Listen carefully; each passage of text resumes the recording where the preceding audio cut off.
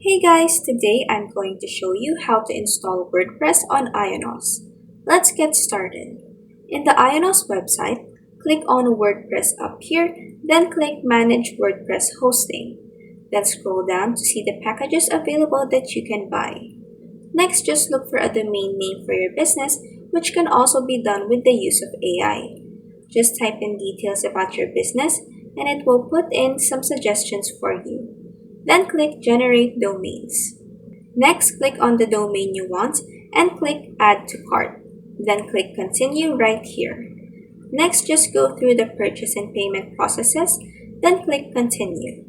After your product has been set up, click on Get Started. Next, add in the name you want for your project, then click Start WordPress Installation.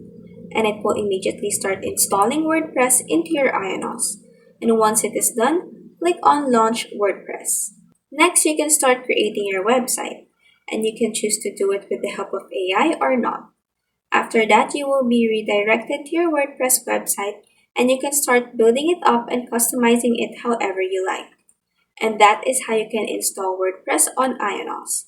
If this video helped you, please like and subscribe for more helpful tutorials.